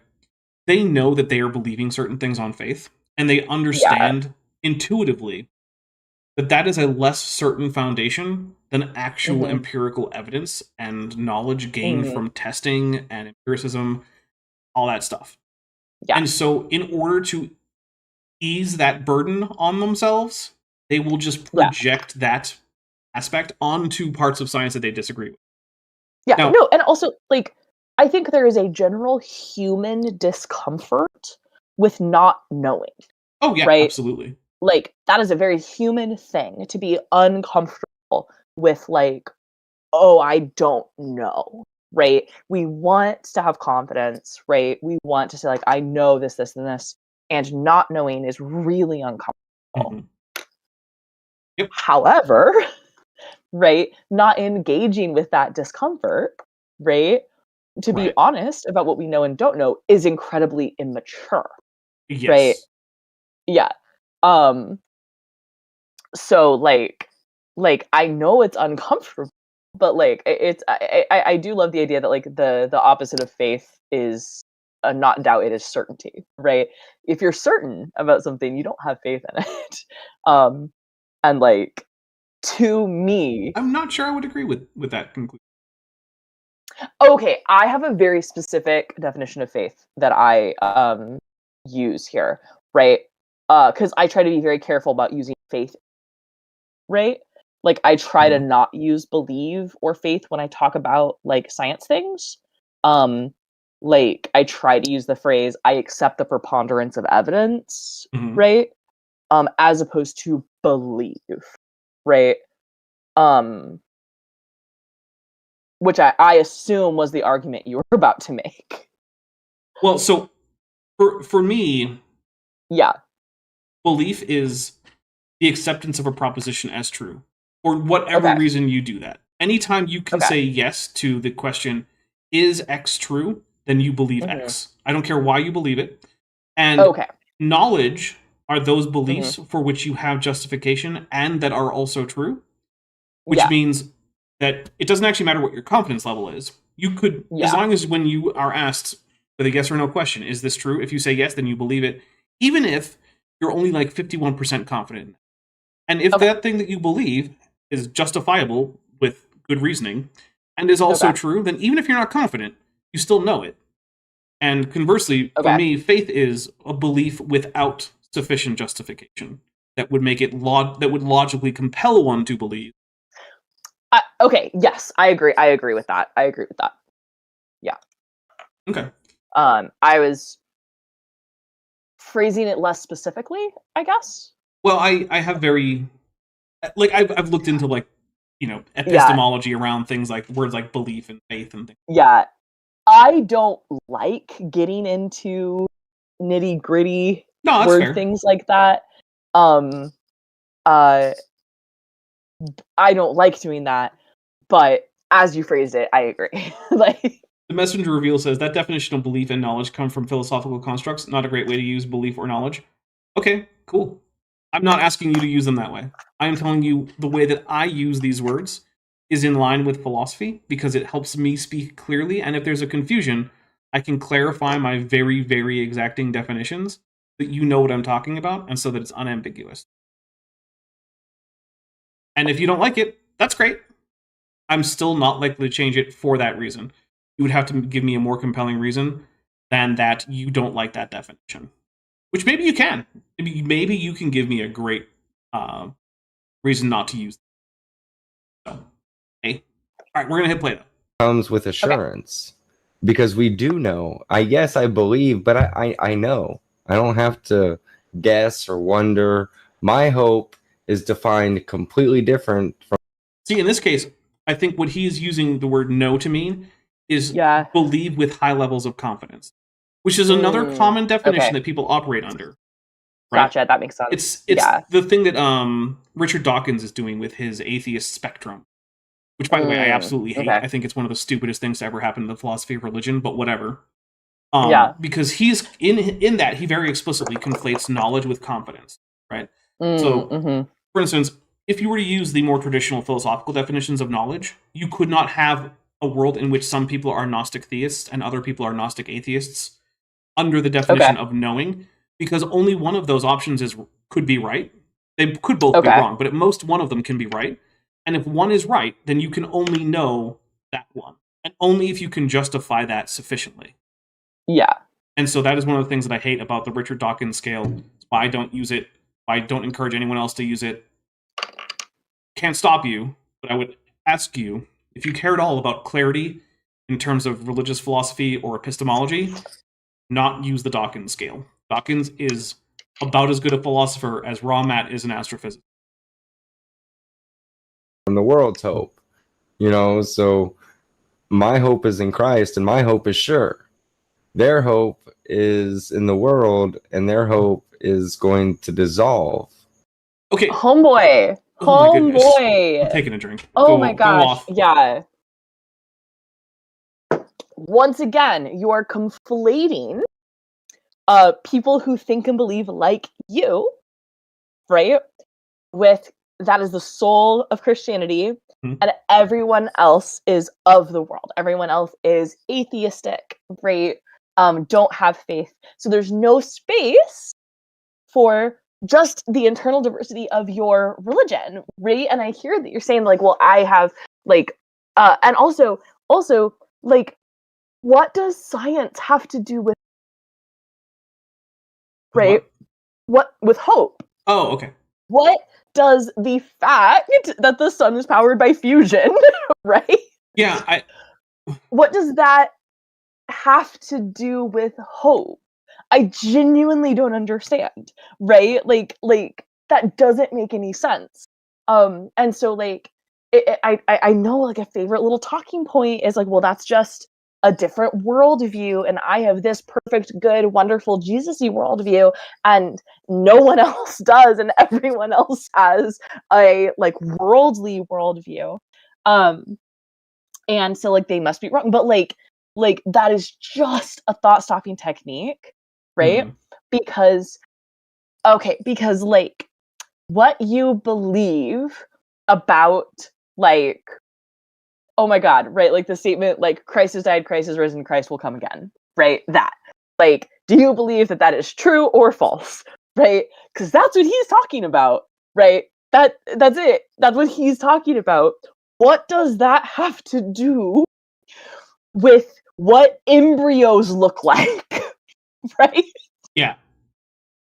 Well, and the answer for him is that he has a systematic theology that he thinks comes as a package, and that is itself, as a whole, basically what Christianity is, and he does not recognize that, first of all, historically, his theology would be unrecognizable to the vast majority of Christians who have ever lived, including almost certainly every one of the apostles. Yeah, let's be very clear. His faith, well, I believe the Bible. I hate that phrase, and it's such a red flag for me when that's what someone says. When you ask them what they believe and they say, I believe the Bible, that's a huge red flag, because then your faith is fundamentally different from Jesus's. Right? You know who didn't have the Bible? Jesus. Paul, John, Peter, either of the Johns. all of the apostles. Yep. No one had it. It wasn't a thing that existed until centuries later. Now, the texts individually existed, but like as a coherent canon that you could list off. In fact, actually, if you want to go for like including the Old Testament canons, that's a thing that didn't come about until like, as it is now in his Bible, until like the 19th century. His Old Testament canon is less than 200 years old. Roshan, a pre-Yiddish math tutor Keller for $4.99 says, Dawkins makes me want to down a bottle of dill pickle ranch dressing. That sounds terrible. But all right, that sounds delicious. We're gonna Sorry, dill pickle ranch dressing sounds delicious. Okay, but downing an entire bottle of it doesn't. No, that sounds bad. But on some fried mushrooms, I would. Oh yeah, I that would does eat the crap out of that. That sounds so good. All right. With a fervent heat. All right, so this is. Is this a merch commercial? Are we getting a commercial for this guy's weird merch about evolution? Evolution equals faith. And here's a bunch of text that someone's going to read. I'm going to take a drink for not knowing how merch works. My guy, if you have more than like 5 words on a t-shirt, no one is going to read it. No one. Sure. So that Right, that well, one works okay. Evolution I don't know equals what just faith with a happened. march of progress from just like a graphic Yeah. design standpoint. That Yeah. one's okay. Now the equal sign is weird because that Yeah. implies like the converse that faith equals evolution, which I don't think you would agree Mhm. with. I think you would say that you have a faith that isn't evolution. Mhm. So like maybe just use the word is, which still only gets you to 3 words. Yeah. That's fine, Yeah. right? Because is not the same thing as an equal sign. Because is not always Right. like doesn't always other have thing like that- cumulative property, right? You can't always reverse it. Yeah, the other thing here that absolutely blows my mind is how disparaging Matt Powell and a lot of the people he like talks to are of faith. Right? Yeah, despite themselves having a whole bunch of it. Right. But they talk about faith as though it is a bad thing. Right? It's like, what do you think that means for you, buddy? What is that? Like, let's reflect on that for a second. Mhm. And like, A presupposes that everyone thinks faith is bad, or everyone who disagrees with you thinks that the concept of faith is bad, and like, hard disagree, my guy. Also, Fearmonger says, I don't think belief and knowledge form a dichotomy. Things you know are things you believe. And I would agree wholeheartedly that yes, if you know something, you, by definition, also believe it. If you don't Yeah. believe something, you can't know it. And it's one of my pet peeves with certain people, especially online, is when they say things like, oh, I don't believe anything, or I don't have beliefs, or whatever. I only have facts and knowledge. Like, no, not how those words work. Yeah, But hey, that's you know not what? how those words work. I am careful about how I use the word belief surrounding climate change. Yeah, Because that's my only. I am careful in how I use the word belief when I am doing like science communication, right? mhm. Because I want to be synonyms very that don't have clear. the baggage, right? Because Yeah, people, there's a tendency for people to conflate, I believe this on faith, or I believe this despite not having any good reason to, or whatever, with just the word belief. belief. Yes, And- and I want to be very clear that Right. that's not If you- what I'm saying. Yeah, if you don't have time to explain what you mean, then yeah, that's a reasonable thing to do. Yeah. Come in here. So this is the title, Evolution Equals Faith. It's actually a shirt that I wear often. That is unfortunate. That's why. Yeah, there's a lot wrong with this. For one thing, it's not balanced visually. The right side of the shirt, or what Yeah. we're seeing is the left, like the right as you're wearing it, the left as you're looking at it, is too heavy in visual weight. So the whole shirt makes me kind of want to tilt my head to the left. Mhm. The font choices are weird because you've got like evolution in like a weird Times New Roman, but then you've got faith in like this small caps, no serifs, so it's inconsistent. I don't even know what font you're going for the equal sign. But like, dude, there's a lot that you could do to fix this. Do you think that graphic design is his passion? Yeah, probably. Okay. And the back of it, Way too much, man. Way too much. Way too much.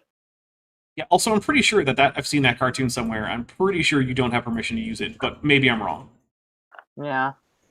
says evolution equals faith. The only difference is that Bible believers are not ashamed of our faith, whereas the world tries to disguise their faith as science. That is way too much already for a t-shirt, my guy. And that's also gives such, and then everyone clapped energy. Oh yeah, I'm taking a drink for how horrible all of this is. I need a drink for the cringe just exposed me to. Yeah, I'm sorry. I did not actually know that this part was here. Oof. But also Ken Bohemian, Devonian, Denisovan Halstead for $50 says, I will personally fund any young Earth creationist boys to find the edges of the water sky dome. That's a very generous donation to this channel, though. Yes, I do appreciate it very much. Thank you so much. Yeah. So Gosh. it actually puts us almost back on pace for having a fancy avatar. I mean, Dabber, I have to get emotional support Batman. He's right here. Yeah, I can see him. Yeah. Okay, I need him. They can see his legs. They're poking down. Frame. There we go.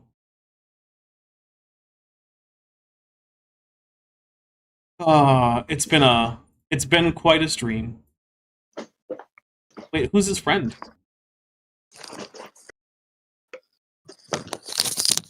He seems to have a friend. Who's the friend? Oh, this is my blue-footed booby that I actually Nice. got in Galapagos. Oh, cool. Yeah. Because birds were named by an 11-year-old boy. Boobies. Boobies and tits. Yep. And Shags. Don't forget Shags. Ooh, yeah. I definitely thought Yes. Hakel Darwin stream, my Galapagos blue-footed booby would be good. Yes. To hang out with us. I agree. All right, here we go. And then I quoted the verse, "Keep that which is committed unto thy trust, avoiding profane and vain babblings and oppositions of science, falsely so called." Yeah, great. From 1 Timothy, whatever. Great. Okay, Love it. Here's the thing, man. If you want to have... First, both of those texts are way too long for a t-shirt. Mm-hmm. But if you need to have one of them, pick one. I would actually suggest the Bible verse. Yeah. But if you really feel like that other message is more important, okay, great. Then what you can do is you can also put just the reference to the verse, right? Just put 1 Timothy, whatever the verse number is. I don't remember or care. Mm-hmm. That's what you can do. Another thing is, when you do this, maybe double check to see if what you think that verse says is actually what it means. Because in 1611, the word science didn't mean the same thing that it does in 2024. In fact, let's double check. Let's double check. Science falsely so called. Let's pull it up in Greek. Let's see what we get here. So first, science falsely so called, so I can get the actual verse from the KJV. So that's 1 Timothy 6:19 through 21. So it's actually 20. So we need 6:20. So, okay. So I'm not going to go get my Greek New Testament, the physical one, because I don't remember exactly where it is. I think it's in my bedroom. Timothy. Okay. Let's see what we get here. Okay, so let's see. Okay. So the word translated as science in the King James is gnoseos, which just literally means knowledge. It's where we get words like gnostic or even agnostic. So what 1 Timothy 6:20 is telling you is don't follow the random babblings of various people who are arguing that are so falsely called knowledge because they aren't. This is my editorializing because they actually aren't knowledge, right? Mm-hmm. So this is not about false scientific theories or scientific theories you don't like. This is about nonsense from people who like to argue. It's very clear in the Greek that that's what this is talking about. And you cannot simply translate gnosis as just science here in 2024 because knowledge and science now are not the same word. We don't use them interchangeably. Science is a whole set of techniques. Something that really, really struck me when I was listening to Dead Domain's coverage of some Anderson sermons, right, was the way he used scripture, right? Because he had the point he was trying to make, which in that sermon was egregiously, I didn't beat my family, and even if I did, it would be okay because it's biblical. Right? Yeah. But the way he would use scripture is, it feels like he did the equivalent of Control F for the word like strike or hit, and then read one sentence or one verse out of, right, with no context, just read that one verse, and then jumped to to a completely different part of the Bible and read another verse and then preached for 10-15 minutes and then jumped to something, right? Like just basically grabbing a whole bunch of random verses and turning them into like a coherent thought that doesn't Yeah. actually exist anywhere in the Bible. Exactly. And so I think. By the way, we're drinking for Trojan Source on. Cheers. I think that this is similar, where so if I'm trying to put myself in the mindset right of our talk and doctrine host here,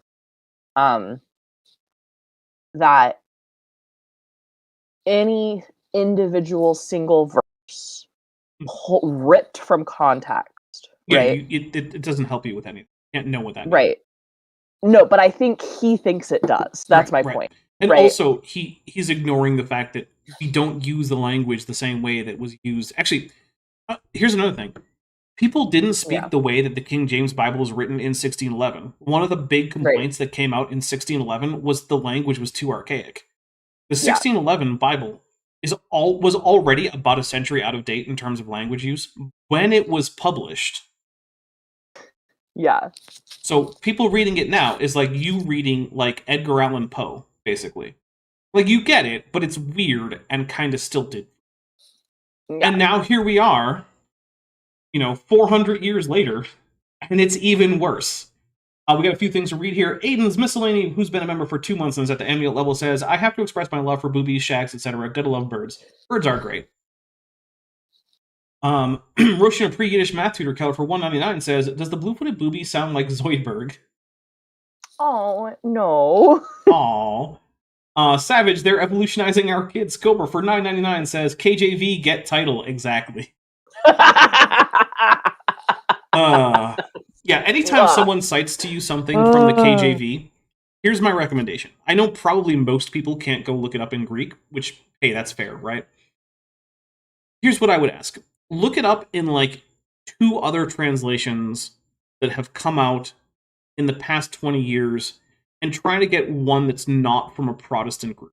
Whether it be from revised standard version. Yeah, get a RSV, get one, just check, right? Get one that's from, feel free to get one that's from some Protestant group, but get one that's maybe done by secular scholars, or one that's done by Catholics, or Eastern Orthodox, or something like that. Just so that you can also check what people who don't have the same biases as these particular Protestants have. And there you go. And if all of them seem to agree, all 3 of those that you chose seem to agree, you know what? At that point, maybe it's a reasonable way to take it. But also, read the context. Read the context, right? Yeah. Check footnotes. Don't just rip a verse out and read those words in English. Very unreliable in modern English, and it was never super reliable in the first place. Yeah. That's not to denigrate the people who worked on it. For the time, they did a fine job. Yeah, but that was, we've got 400 years of knowledge of the giants whose shoulders we can stand on. And we don't currently have a mandate to make as few changes as possible from a previous version of the Bible, which is another thing that happened with the King James Version. Yeah. Bible talks about this evolution thing. No, it sure doesn't. No, it doesn't. It sure doesn't. That verse that doesn't even talk about science as we understand it is absolutely not talking about evolution. I'm taking a drink. It's not. Yeah. Right there, plain as day. Science falsely so called. I will say I actually do like the red and white the better red than is the a little dark better. blue. Yeah, it's better color choice. Yeah. So the site will be up shortly. Well, I've been so busy I haven't been able to do any work on it. How busy could you be with someone who talks that slowly? I feel like you must do everything that slowly. Oh my gosh. I don't know.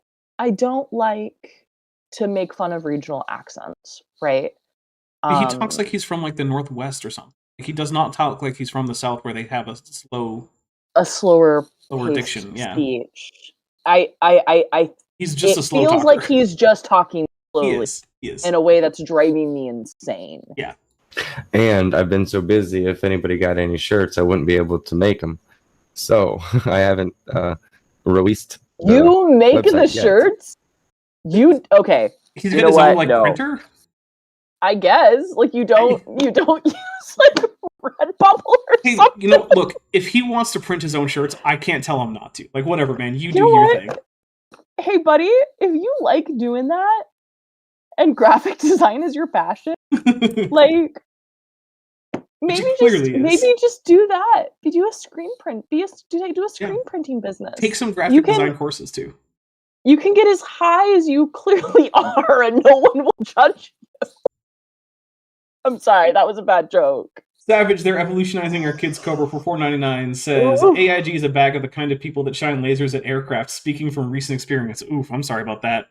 Yeah, don't do that. Ooh, that is a very, very dangerous thing to do. Yeah, don't shine lasers. Just don't shine lasers at the sky unless you're in a situation like Maddie was, where you're like pointing them at the retro reflectors on the moon or something. Mm-hmm. And that was like NASA scheduled that, right? Right? Yeah, so that people would know about it. Yeah, like the FAA would know about it. So that had to get cleared. Right, so some random ass pilot doesn't just hop into the path of that laser and get blinded and crash his plane. Yeah. But it's funny. I get a lot of evil looks wearing shirts like these, and especially this. Do you get evil looks, or do you get baffled looks? Because I wouldn't look at you with an evil look. I would be like, what is happening? This is the weirdest shirt I've ever seen. And I also question what the purpose of a shirt like that is. Because it feels like the purpose of that shirt is to spark an emotion in someone looking at it. Right? I think that she's trying to use it as a conversation starter. That's my opinion. Yeah. And so, like, okay, so your intent is for it to be a conversation starter. So if I, who don't agree with you, what I'm gonna do is roll my eyes and avoid you. Yeah, right? Unless I'm like sitting next to him on a plane or something, where it's if I'm sitting next to this person on a plane, I am going to try to change seats. I don't know that I would go as far as trying to change seats, but I certainly wouldn't be happy about the situation. Because here's the thing. A person who wears that shirt on a plane, I trust zero to have the politeness to not proselytize a captive audience. See, here's the thing. If he tried to proselytize, just say that I already believe whatever he believes and just go on with it. I don't even care. Like, yeah. Hey, but you're a dinosaur. Yeah, he's less likely to proselytize to a giant dinosaur. Right. Like, and he's more likely to leave you alone. True. But, like, it's one of those things, like, if someone's like, oh, hey, I gotta give you my talk about God on an airplane, I'm just like, I'm gonna see if I can figure out what kind of whatever they are, and I'm just gonna pretend to be that too. Just be like, all right, now I gotta go to sleep. Bye. Bye. Yeah. That happened to me. Okay, this happened to me at a drive-through. Like, getting food? Yeah. The drive-through attendant try to get you to, like, come to Christ?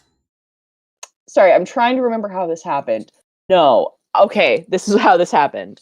I was here. There was a car in front of me, right? And we were waiting to get it was a frozen custard place.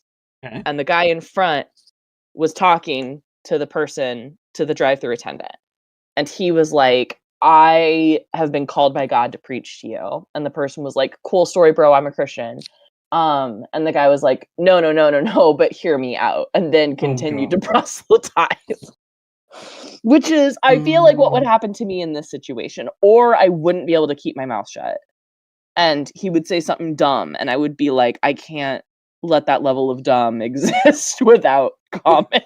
I'm not going to tell you that you can't talk to people about your religion, but if they say they don't want to talk about it, move on. And also, it's hella rude to do it to somebody who can't leave. Right. So don't proselytize to your coworker. Don't do it in an elevator. Don't do it on a plane. Or to an employee. Right? Don't do it to somebody who is at work. Where you're the customer. Yeah, don't do that. All right, here we go. Yeah, absolutely not. It's amazing. People will accuse you of being a conspiracy theorist, brother. They'll say, "Oh, you're into conspiracies." Well, okay, I'm not going to accuse you of being a conspiracy theorist for being a Christian, but for rejecting huge swaths, like the majority of science. Yeah, because the only way for the majority of science to be as wrong as you think it is if there's a conspiracy of scientists to hide the real science. Yep. So, and also, one of the things that we've seen very, very clearly in the last, 4-ish years is that creationists are extremely prone to believing in other conspiracies, like anti-vax nonsense, or QAnon, or Pizzagate. Can't imagine why those leopards attacked. Exactly. Roshan, a pre-Yiddish math tutor, just gifted 5 Dapper Dinosaur memberships. Thank you so much. We'll take 5 drinks. Cheers. 1, 2, 3, 4, and 5. Kent Bohemian, Devonian, Denisovin, Halstead for $10 says, I had to sit behind a family on a plane whose 2 sons had actual, not ambiguous Trump haircuts, and they kept watching Fox News on their phones the whole flight. I am sorry. Ew. That sounds distinctly unpleasant. Ew. I'll say that. And then, let's see. Roshan, a pre-Yiddish math tutor killer for $6.66 says, new level of dumb achieved. Also, hail Baffy plushie. Hell, Baffy. Um, My eyes are itchy. Is it allergies? Yeah. Unfortunate. All right, we only have a little bit more time, so we're going to get a little bit more Matt Powell in. Burden of proof lies upon the one making the claim. If they're going to claim that we came, Peking Man and then Cro-Magnon Man and then whatever man, it man, to all these guys, all the way up to humans, Cro-Magnon Man, and then you reach the human after Neanderthal. Well, No, I mean, first, frogs and Neanderthals are not anywhere in the human lineage of direct ancestry. Yep. But also, here's the thing, Matt. You're right. Evolution does have a burden of proof. It's a burden of proof that was met about 100 years ago. Yeah. So now that the burden of proof has been met, according to all the people who matter on the topic, that is the scientists, if you disagree and you want people to take you seriously, now the burden of proof is on you, because the consensus is the thing that has already met the burden of proof, according to virtually everyone who matters in the discussion. Bits of We've Been Evolutionized Rage also just gave 5 Dapper Dinosaur memberships. Thank you so much. Cheers. 1, 2, 3, 4, and 5. Okay. So, Matt, that's the thing. So, burden of proof has been met. If you don't believe that, that's okay, right? You don't have to believe it. Yeah. But your job then is to go out and see what evidence has, according to most people who are experts in this, what is the evidence that has met the burden of proof according to them. And then you can look for evidence for your position and evidence against that position. And then Joshua, you just get 10 more Dapper Dinosaur memberships. You guys really want that next emoji, don't you? And also, you also want me to chug this beer and go on more rants. Yeah, I'm gonna have to open up my my next bottle here. Your tertiary backup beer? I have a tertiary backup. Well, it's a cider. Yes. So here we go. 1. Wait, I'm on 3. How many are we doing? 3, 4, 5, 6, 7, 9, and 10. You know, since Ben gets free pizza, we might modify that into free Chinese food or something, because there's been a lot of pizza recently, and both Ben and I are like, maybe we don't want pizza next time. Maybe we want something else. So it might turn into free lo mein or something. I don't know. Nice. So we're gonna get one more clip of that in, and then we're gonna get out of here. Here's the thing. What's so silly about that is they have the burden of proof in their court, but they've never had any fossils that even resemble a mix of a human and an ape. We're gonna take a drink. We're gonna back up to that spot next time. We're gonna go into it. Okay. But the first thing I have to say is finding a fossil that's like a mix of a human and an ape is like finding a fossil that's a mix of a lizard and a reptile. Yeah. That'd be weird. It doesn't make a whole lot of sense. Now, if what you mean is they haven't found any fossils that are intermediate between basal Miocene apes and modern humans, then, I mean, that's just wrong. That's also found demonstrably literally false. hundreds of them that have fallen into dozens of species. Yeah. I have, if you have early access to my videos, go not to the most recent two, but the previous two before that. And there's a whole... Actually, no, go to the one right before this one. Not the most recent one, but one right before that. It's a whole bunch of Brian Thomas pretending that we don't have transitional fossils for human evolution when we actually do, and me going into why specific fossils are transitional, and that also spills over into the video that I released today. So watch those two videos, and you will get a pretty good overview of both what some of the transitional fossils that we have, and specifically what makes them transitional, and why they are evidence for human evolution as transitional fossils. Because it's one thing to just say, well, here's a transitional fossil. But it's another thing to actually dig into it and say, here is a feature that is transitional. Or here is a suite of features that this has, some of which are derived like humans, and some of which are basal, like more basal Miocene apes, right? And go in and specifically say things like, here's how we know that lumbar lordosis in these Australopithecines and earlier apes exists. Here's how we tested that. Here's how we can measure it. Here's a paper in which the measurements were actually done you can go check on. And that's what I do in those two videos. So please go check those out. I think they're excellent resources on that. Also, of course, you can check out a huge swath of Gutsa Gibbon videos, because that's actually her area of expertise. She knows that stuff, like, professionally. So after you're done watching a few of my videos, go watch a bunch of her videos on human evolution. Savage, I love this. They're evolutionizing our kids. Cobra for $4.99 says, I've never seen an intermediate between Matt Powell and an intelligent human. It's true. All right, guys. So first, I want to say thank you so much for your generosity. We're at 110% of the goal for tonight. Ben's getting free food. It might not be pizza, but he's gonna get some free food. I'm gonna buy him some free food later. Yay. Maybe not today. But yeah. And that is another special avatar that I'm adding to the queue. So I want to say thank you so much. You guys are amazing. Let's see. Maddie, do you have anything that you want to tell people about what's coming up for you in the next week or so? No? Okay. No. So I want to take a look at what is coming out. So tomorrow, you don't have anything publicly coming out on the channel. So then on Thursday, at noon Pacific, 3 p.m. Eastern, we have Evolution is a Fact, the movie. Now, if you want to watch this one, first, grab some snacks, grab some beverages, because this one, I believe, is over 4 hours long. So it's actually, it might be close to 5 hours. It might even be over. It's a long one, is what I'm trying to say.